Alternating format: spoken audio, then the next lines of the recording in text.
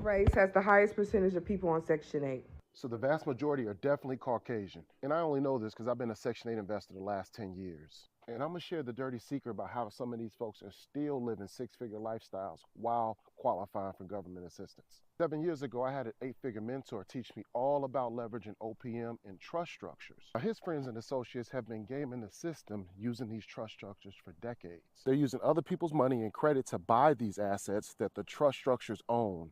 All the income that's coming from these assets are going directly to the trust. As a trustee, they can pay themselves a little bit of nothing every year, therefore qualifying for Section 8 or government assistance if they choose to. The income also allows these trustees to pay for trust expenses. Think about all the needs of a beneficiary: school, clothing, daycare, shelter, you name it. Now they also have the resource to set up something like a private family bank. So while you're getting judged on your W-2 income, they're able to pay themselves based on the acceptable poverty levels. Now, to help as many people as possible, I did two things. One, I created a 10-minute training, completely free, shows you exactly how the system works. The second thing I did was take everything my mentor taught me and I put the entire blueprint into a book. So if you want to learn how to leverage your trust and other people's money in the next 30 days, click the link in the bio for access.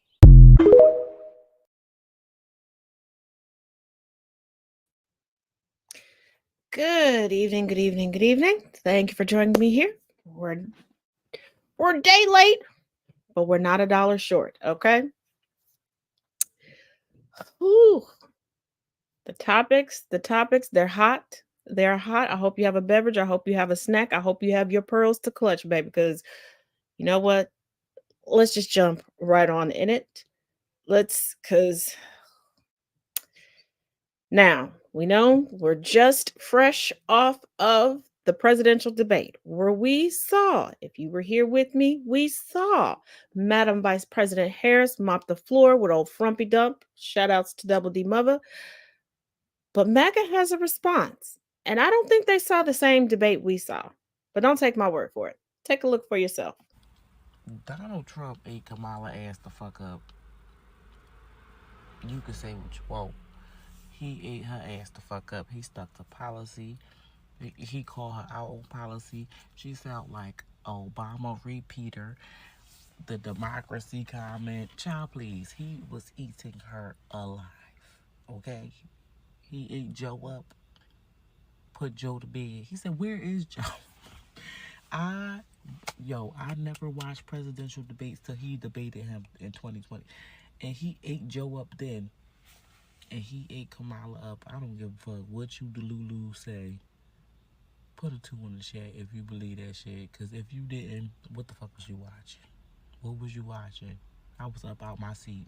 I was up out my seat. I was up out my seat, y'all.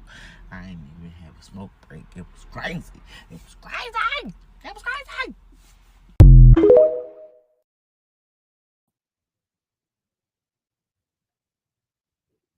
Not for calling us the Lulu. He didn't say, "Where is Joe?" He kept bringing up Biden as if that's who he was debating.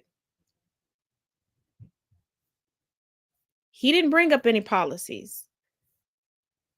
If I recall, he said he had concepts of a policy and pointed out that he's not currently president. Oops. But isn't that their critique of Harris? Like, why didn't she do this? What? But she's not president.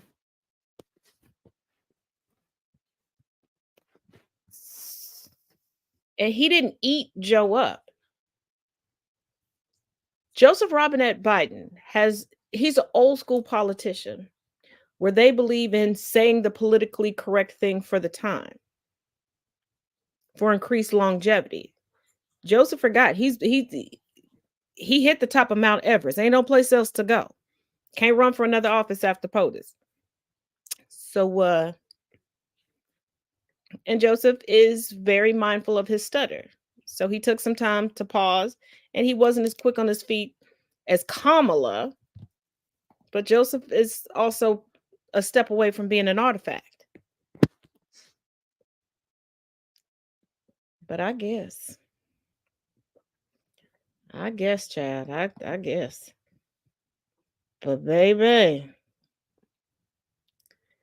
now I don't know if anybody has ever watched whether the full podcast or clips on social media of the Shits and Giggles podcast with James and Fuhad.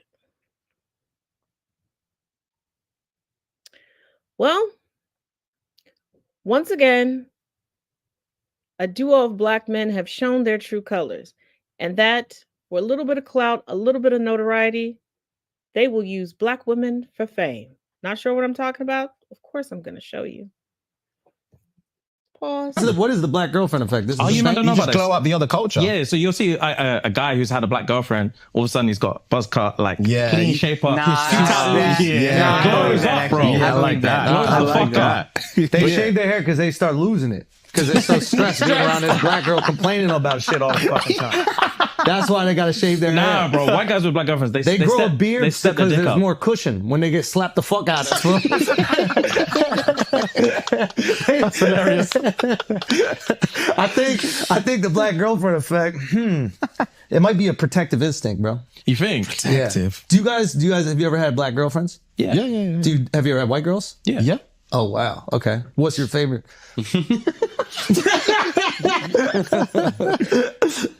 We love them all. Yeah. Oh really? We love them all. Yeah. That means white. Who gets That is what. Hey, let me do the email translation. Kendrick fans? Get him! We love them all. Yeah, that's royal English for. The black man next to Andrew Schultz, who was actually married to a black woman, says, "Black women will steal your hairline." You can literally see the light go off in Andrew's head. Go watch that video because she's exactly right. And I sat through an hour and a half of Andrew Schultz to find that clip. Son, no, he got a great. Oh fuck, that's an observation, yo. Yo, what? Amin just had a great observation. The way he worded it was a little crazy. He's like, black women will steal your hairline. I also want to show this little clip, which just proves how easy it is to just call this kind of shit out. Y'all like, but I mean, you gonna let them hate on the sisters like this? What's up? Like you gonna let them hate on the sisters? But he's married to a sister. Free Palestine.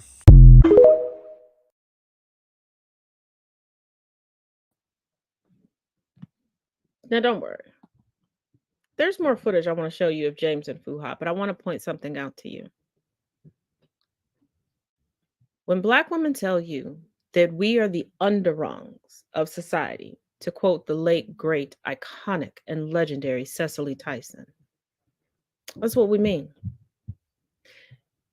That is why anytime black women are praising other black women or anybody else is praising a black woman, here comes somebody, what about all of us? Or, I know you like her, but what about insert a white woman here?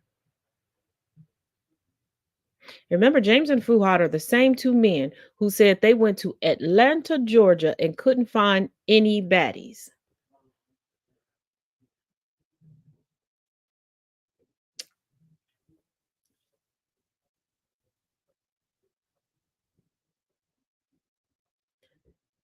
That man looked at them and knew that in that instant he could take control over them and that they would do anything for his approval. And his approval above all else is that white women are top tier.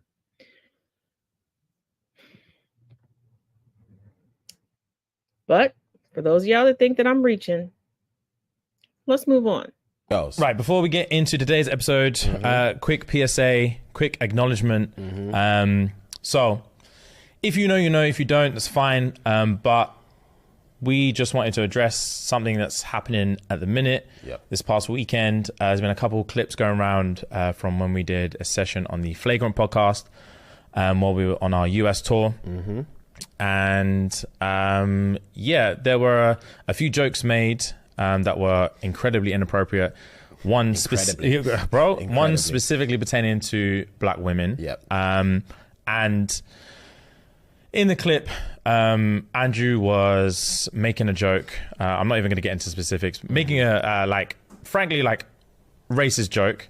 And we were laughing at it. And to give, there's first of all, before we get into like specifics or anything like that, obviously there's just literally no excuse. There is no excuse. Agreed. And fight or flight is a real thing. Like it is, yeah. Fight or flight is a real thing, and it's so not easy to say, but when you're in those situations, you look at it through a lens of like, bro, if it was me, I promise you I'll stand up, I'll kick them cameras down, Yeah. I'll smack homeboy in the face, Yeah. I would say this, I'll do that.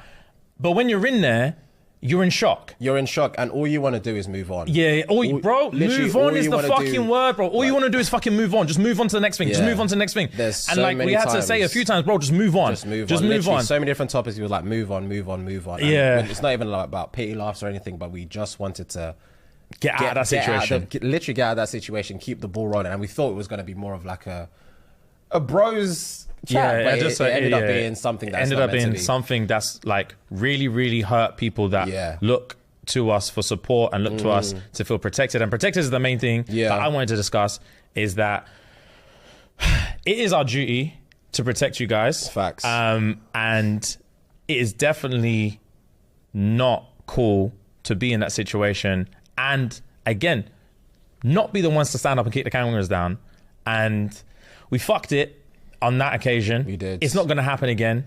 And it's about being human. It's about realizing that you don't know what you're prepared for. You don't know how to prepare for something you don't know that you about. don't know what's Yeah. going to happen. Yeah. And once it's happened one time, you're like, fuck, all right. You learn from your mistakes, and that's literally That's you literally, literally bro. learn from your mistakes. Yeah, we man. fucked it, and we're sorry. We and definitely do apologize. it's, for me, like, it's one of them ones where you don't realize that, like, for one, when you're part of a community, you don't realize that you can hurt your own community.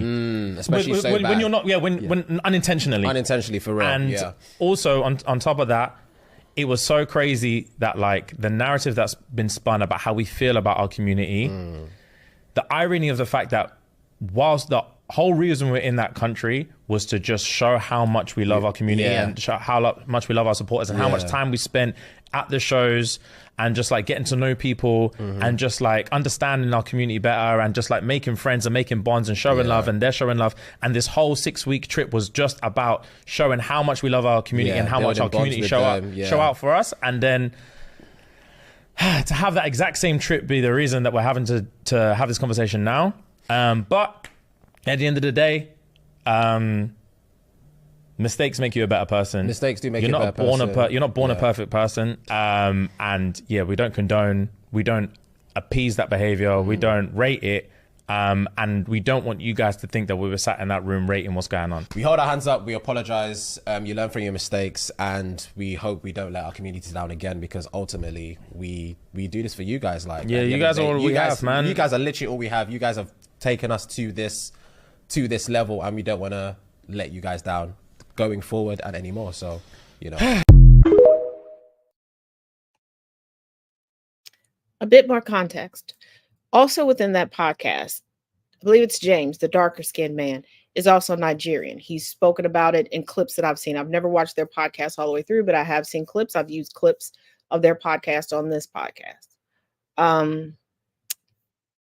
The host, the white man, made jokes about Nigerian people, very degrading jokes. I will not post those clips here because I will get out of pocket in discussing them, and we're not going to do that. But I want you to pay attention to that faux apology. They had no problem making eye contact. 2, why go on a podcast when you're not familiar with the host and you're not familiar with the content? Because if you notice the clip from the previous, this is what he does. They bash on Black women. But notice how the vast majority of the speaking was being done by James, the lighter skinned man. That was intentional. We're going to place the person that's closer to the complexion for protection. We're not going to make eye contact. We're going to ramble. We're going to give excuses. And we're not going to take accountability. And then you hear the at the end, like they really didn't want to do it. And once again, before you think I'm reaching, let's continue. You don't know what's going to happen. Yeah. Once it's happened one time, you're like, Pause. You know what's mad funny about this? Is that they had shit that they asked to take out the episode. You know what they didn't ask to take out? Your racist slander. Why's your nose twitching? They had shit. Their producer, or whatever, was like, "Hey, we really think that's inappropriate. We'd like to take that out. That's very uncomfortable." Their fight and flight instinct really kicked in after the power down. But with that joke about the black women, nothing really seemed. The fight or flight wasn't really there. Your delivery was too good. I think Maybe they were seduced by the delivery. Yeah. I like them. I feel bad they're going through this, but you don't gotta protect anybody. That's what I would say. I to like y'all them too. personally, to y'all publicly, you don't gotta protect. Your people are equal. What are you talking about? Okay, let's listen to the end of the apology.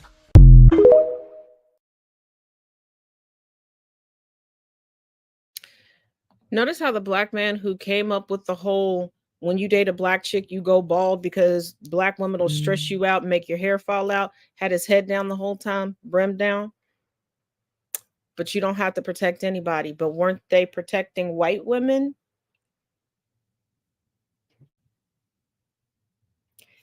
And then here it comes. Because when there are pre-recorded podcasts, I've been a guest. I have friends that have podcasts. There are people that I've met along the way that have podcasts, and I've been a guest on pre-recorded podcasts.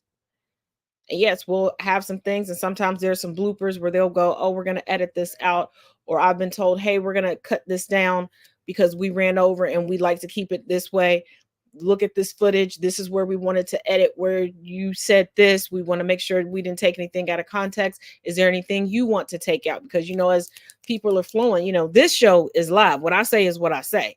But, as people are flowing, you might make a faux pas and you're like, "Ooh, take this out." And the marketing, because the clips that were put out, those were the clips that were put out. And then as people watched and they're like, this is just getting worse and worse. There was no fight or flight. There was no uncomfortability. They were gutturally laughing at these things. They had their bro moment. They forgot they weren't also white. And they forgot who their core audience was.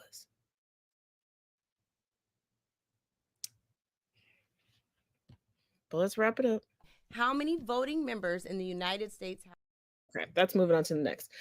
So let's move on to Miss Jill Stein getting her ass handed to her. How many voting members in the United States House of Representatives, Republican, Democrat, and Independent? How many total? How many total Yes. are there? What is it? 600 some? No, it's 435.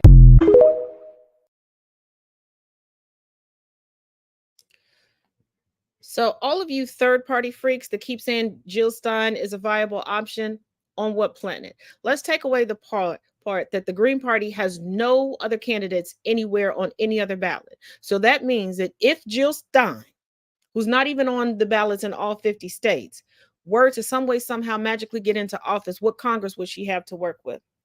Jill Stein went on a Black-led show to talk down, and she didn't even prepare because she felt like she didn't need to prepare. She felt like she could just toss anything out and it would stick and it would be okay. She let every marginalized community know what she is about. Jill Stein pops out and has something to say every 4 years and then goes away. There's no, "Oh, when we're preparing for this next election over the next 4 years, we're going to do this. This is the plan." Absolutely not. So all you third-party voter freaks, like, we have to make a change. You do, but that starts at the grassroots. It doesn't start at a presidential election. This is why I do not take third-party presidential candidates seriously. If you were serious about change, you would start from the bottom and work your way up to the top. You're running for president because of ego. And in Jill Stein's case, you're running due to a paycheck.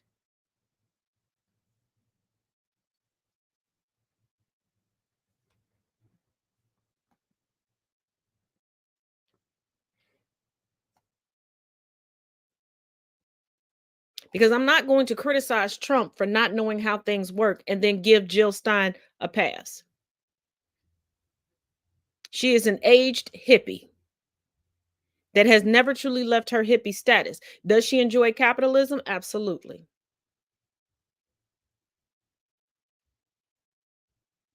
Will she sell out this entire country for a few silver pieces? Absolutely. She's been doing it for years. Does she have any respect for anybody who is not a reflection of what she sees in the mirror? Absolutely not. Absolutely not. And speaking of reflections in the mirror, immigration, once again, is top of the conversation pool. And immigrants, bad immigrants coming in, stealing our jobs and everything else. But what about the immigrants that are here undocumented and illegally, who literally stole from people? Shouldn't we be more up in arms that they're getting paid to be on national TV with an ankle monitor on? I know damn well that's not an ankle monitor. What is y'all doing? Because apparently crime is really paying nowadays. Now, when I saw this picture, I was like, I know y'all lying. But apparently it's real. Now, shout out to the Associated Press because they stated the fake heiress, Anna Sorkin, will compete in Dancing with the Stars amid her deportation battle. If you don't know who Anna Sorkin is, just go watch Inventing Anna over on Netflix. The Associated Press goes on to say that Anna Sorkin, the con artist who was convicted of swindling banks, hotels, and friends back in 2019 after falsely building a reputation as a wealthy German heiress named Anna Delvey, I think that's how you pronounce it, found her newest venture over on Dancing with the Stars. Now, in February of 2021, immigration authorities had picked her up shortly after she had got out, claiming that she had overstayed her visa and must return to her native Germany. What a lot of people don't know is that she was actually in ICE detention for over a year before the judge had cleared her for home confinement back in October of 2022. Essentially, where she got this ankle bracelet from, it's from ICE. Of course, you know the internet did not take that lightly. Somebody by the name of Live on the Chat said the media elevating criminals, that's why Donald Trump is popular, and Michael Cohen is selling books on TV. Somebody else said, we don't need to normalize criminals by allowing them as celebrities on Dancing with the Stars or electing them back in the White House.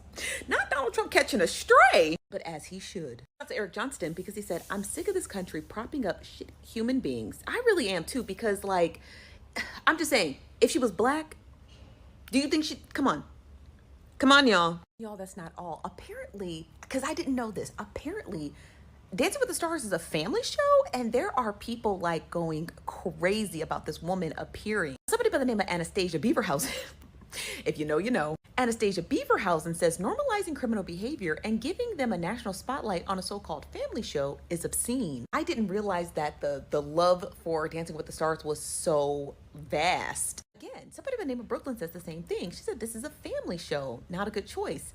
Are there no decent people without conviction? I mean, that's a really legitimate question. I want to dance with these stars. Jeez. She makes a great point. Are there no people without convictions who have a lot of notoriety that wouldn't mind appearing on your show at all? Nurse for Life says, why? And I legit think they could have just stopped the tweet right there.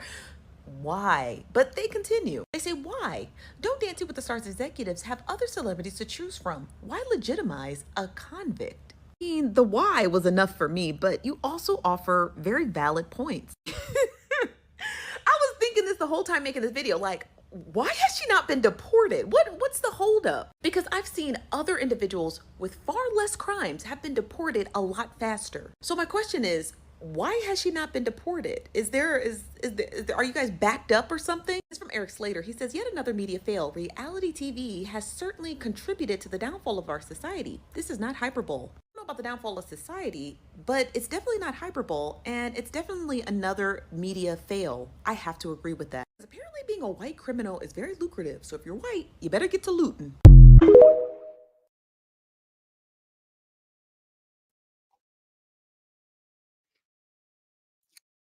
Dancing with the Stars went from semi-revitalizing careers of celebrities that some people forgot about, some celebrities that went from A-list celebrities to B to C to D-list celebrities.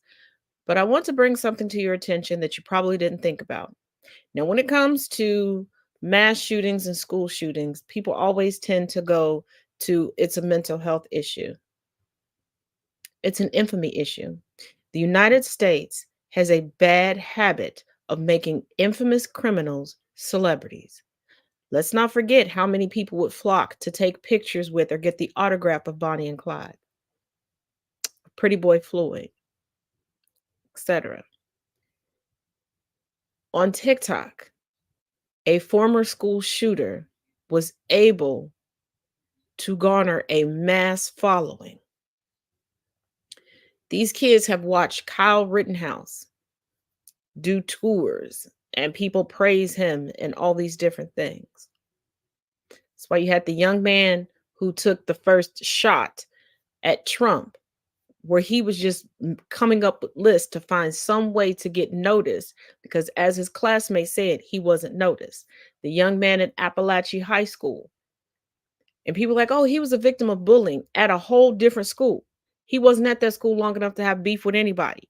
Nobody was bothering him. Everybody was like, he was just a quiet kid. He wanted to get noticed. He wanted some attention. He wanted some praise. And this is what they're seeking out. This is why we're going from the school shooters being shot on the premises to them shooting up a couple people and then surrendering.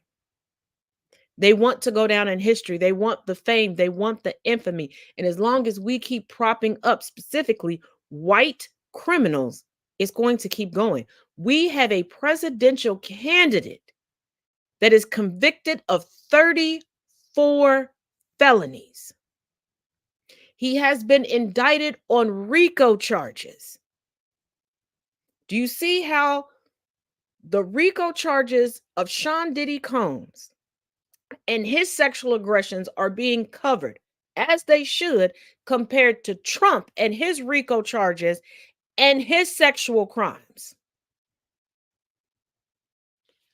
When you're showing people that they can put in minimal effort and inflict harm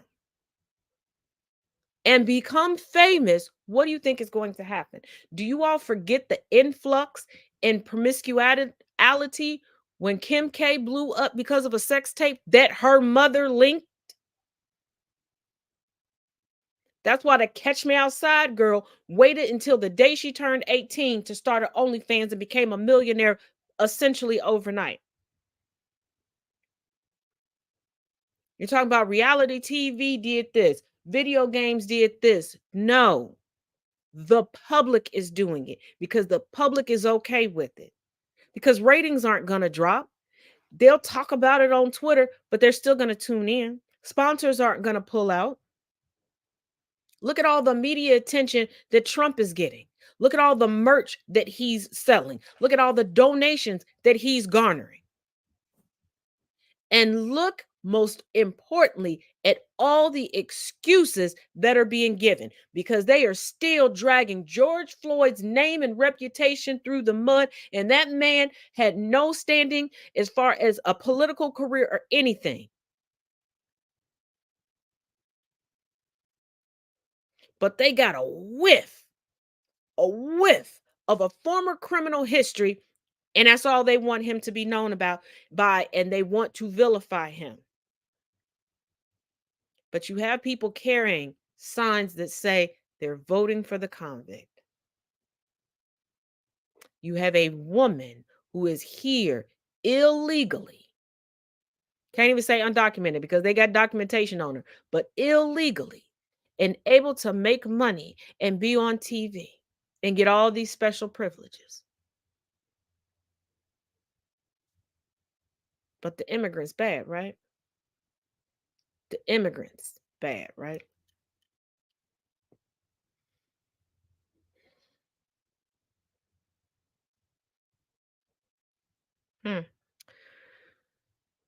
Well, from that, according to one alpha male on the internet, and actually a lot of incels, you're not supposed to, if you're a man that dates women, you're not supposed to be that woman's cheerleader. Did y'all know that?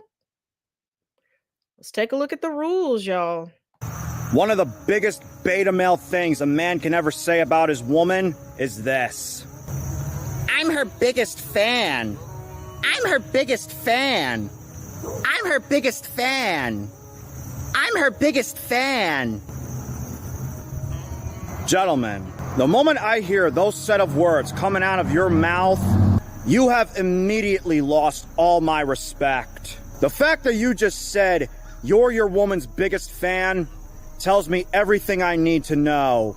You are a fucking cuck. You are a simp. And you are a bitch.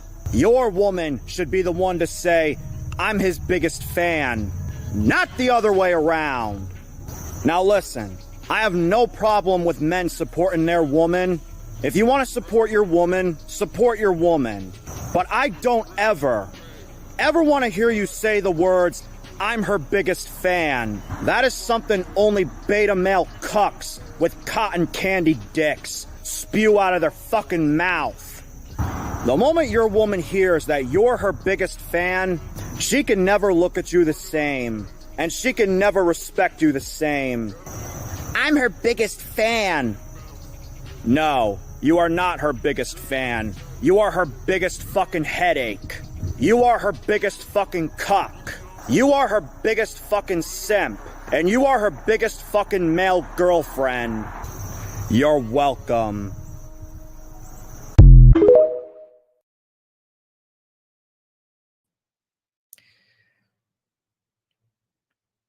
Okay, couple of things. I'm thinking that a man with a cotton candy dick would probably get a lot more play down in that area because cotton candy is delicious. 2, I will never understand the thought process of an incel because the whole goal is to have coitus with a woman. So wouldn't simping, being nice, being supportive of a woman get you there? Wouldn't that get you there? He said, it's okay to support your woman, but just don't say that you're her cheerleader. Male cheerleaders exist. And it's always the men that the only time they touched a vagina was when they came out of it. And if they were a C-section baby, they never touched it. They're obviously just fantasize and are pissed off because they believe that they deserve a woman that's a 10 all the way around, but they don't want to do the work to meet her at her level. And I will never understand men trying to intimidate other men into being pieces of shit. Like, y'all really want to sit around and be miserable with just each other to complain about women? Just like I don't understand women who want to propel other women to be pieces of shit.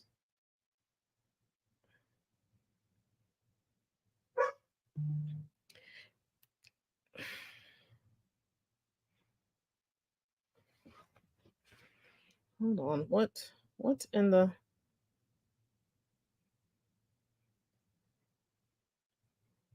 Hold on, you guys. I'm sorry. I'm a bit confused by a notification I just got.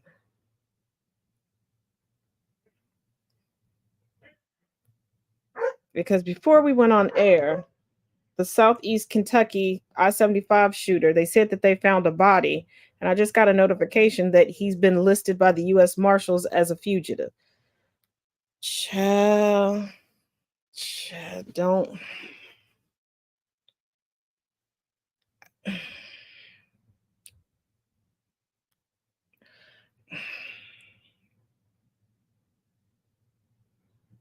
It's about as confusing as him saying that there was an assassination attempt on Trump, but the person never took a shot, didn't have Trump in sights, nothing. Okay. Next thing you're going to tell me that if I look in the direction of somebody that's now considered cheating, Lord Jesus. Okay. Oh, okay. Right, Jay. Cheers. Because what?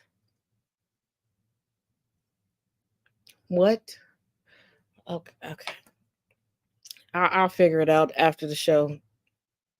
If I can. I don't know. Now, do y'all remember WNBA player Caitlin Clark that has nothing on her resume that affords her all of the hype that has surrounded her? Outside of she was supposed to be the next great white hype and great white hope for white supremacists. Remember, she didn't want to speak out about racism. She didn't want to be a good team player, no nothing. She was okay with Angel Reese being her villain and she being Snow White. Well, one thing we know in this life, baby, tables turn. So, Caitlin Clark liked Taylor Swift's post endorsing Kamala Harris, and now her comments on Instagram look like this.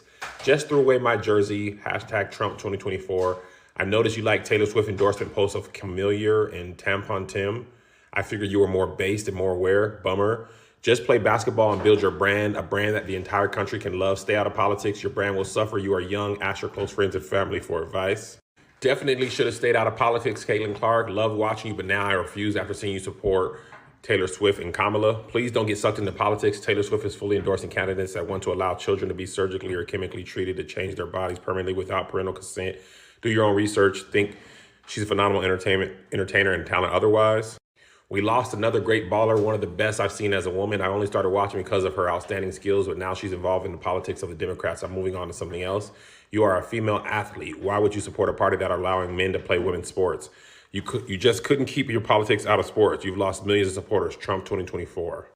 Dang, supporters you when all the liberal WNBA were against you, but can't support someone that is voting for Kamala, whose policies will hurt the future generation's ability to own a house or get a high-paying job.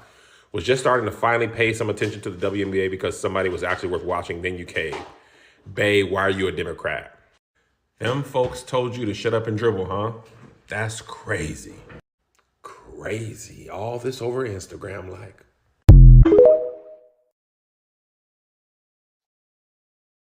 And in a press conference after that, she still didn't endorse anybody. She didn't say anything. But how much you want to bet she would be touted as smart and on the right course if she would have liked the post about Trump? See, this is what happens when you sit back and say nothing and you know that the racists are the ones backing you and propelling you. You will never be able to have your own identity unless that identity is racist. And do I feel bad for it? No, because I've seen the racist ass shit her boyfriend has posted. I've seen the racist ass shit her family members have posted. And at this point, Caitlin, you're a grown ass woman. If you're not racist, it's time to let people know. If you are afraid that you're going to lose the hype and the media attention, maybe you shouldn't have had it in the first place. You shouldn't have.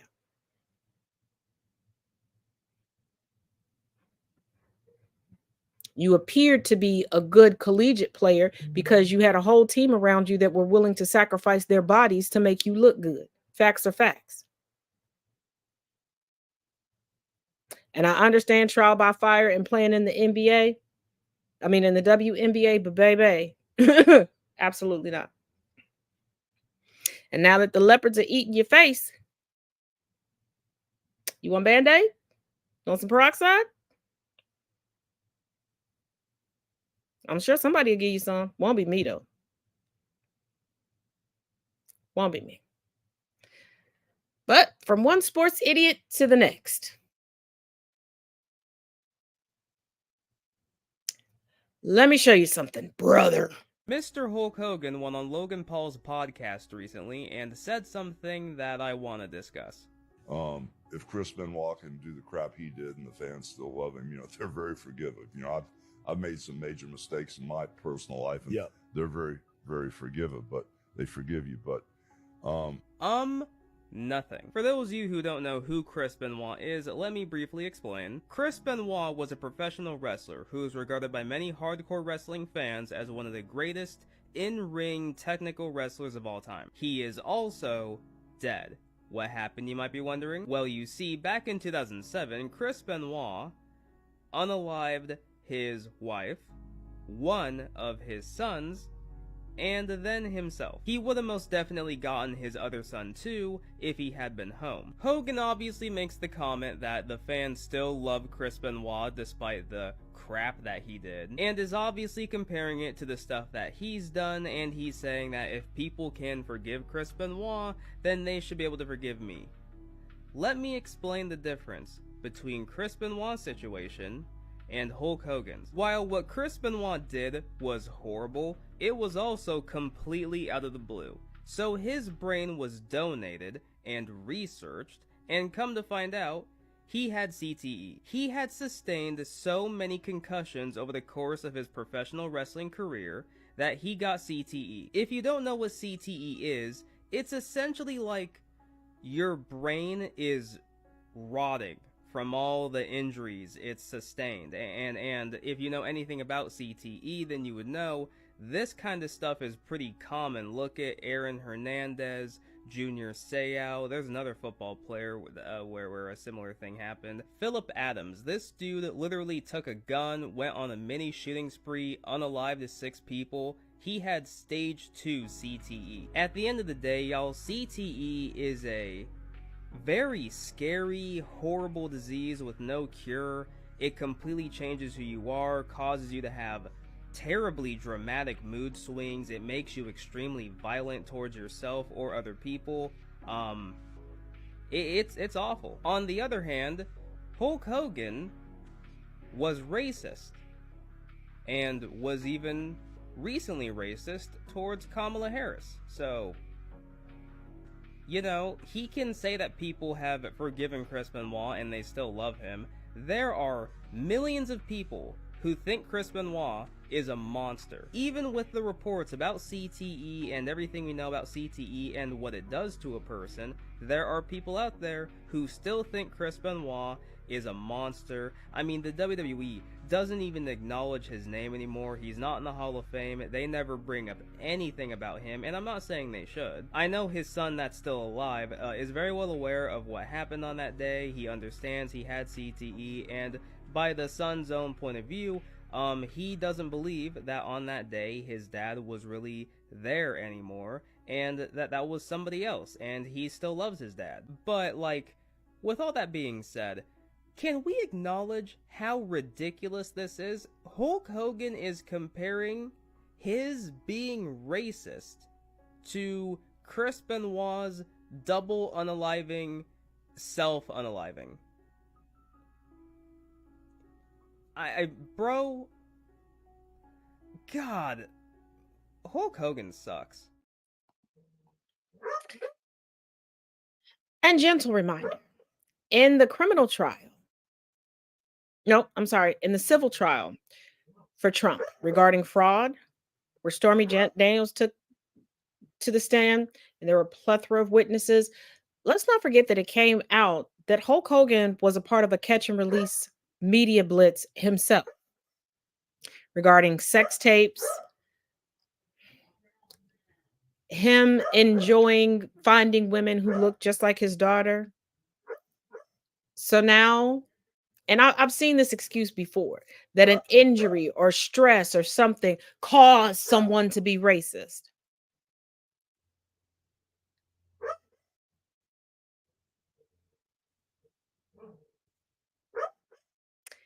And how is someone supposed to forgive you when the behavior is unchanged and continues? You said you wanted to body slam the standing vice president of the United States.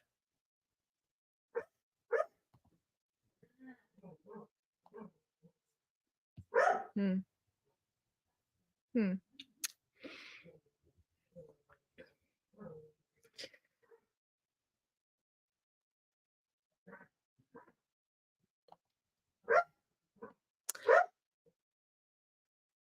But with that being said, I want to close out with something that I really, really, really want you all to pay close attention to.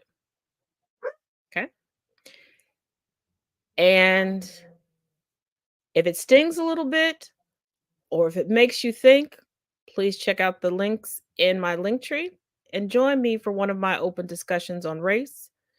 Or starting next Tuesday, there's a new history class, Learning Through Black Literature, Love and Whiskey. But really, really, really pay close attention to this and ask yourself, have you ever thought about it this way?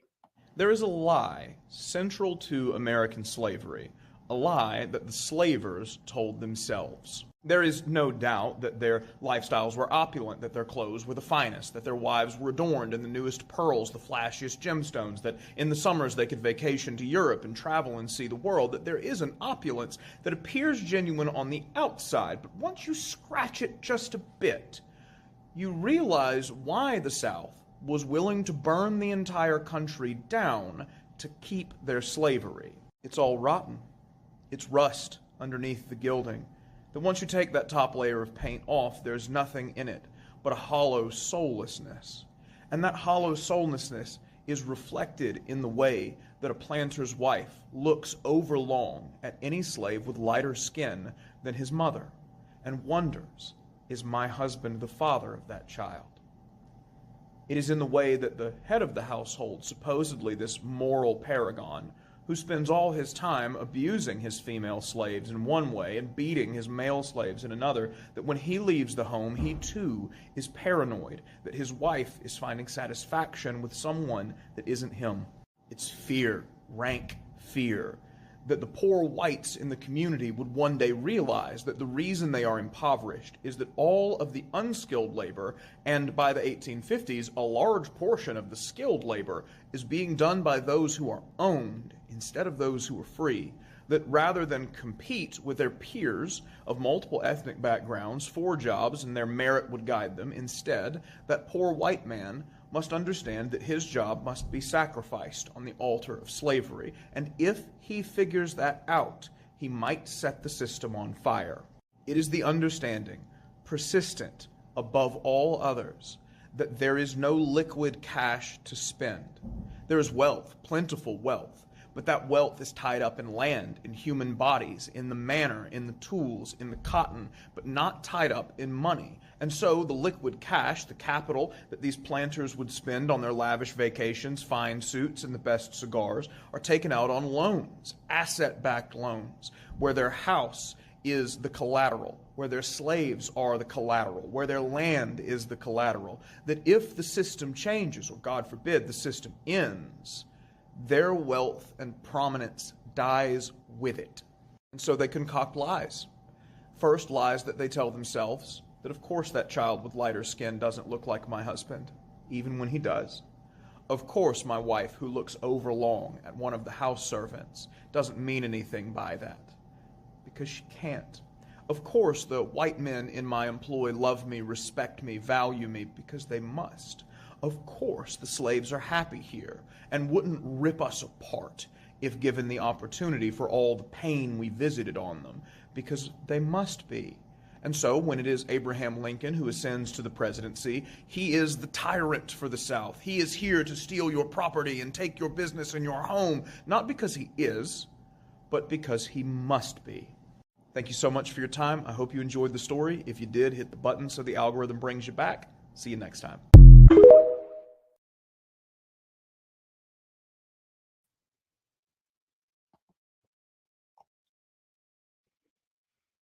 And it still goes on today.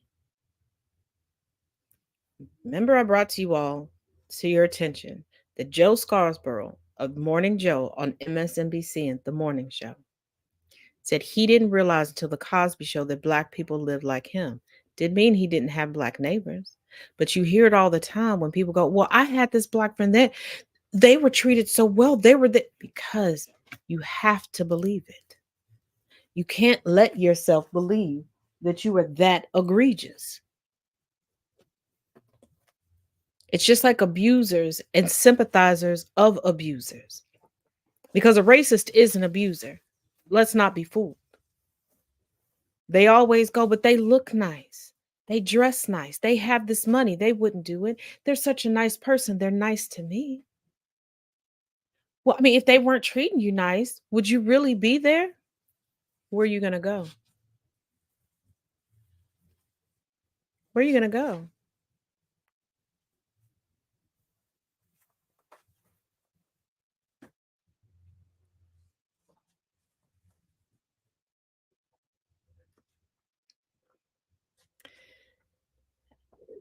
And I want to leave you with this final nugget.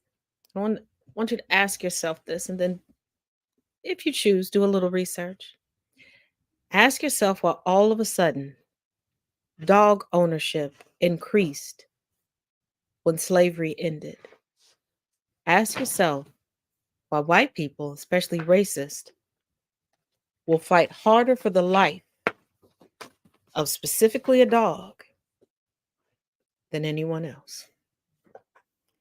As always, each one teach one, each one reach one. Thank you for joining me. I'll see y'all next time.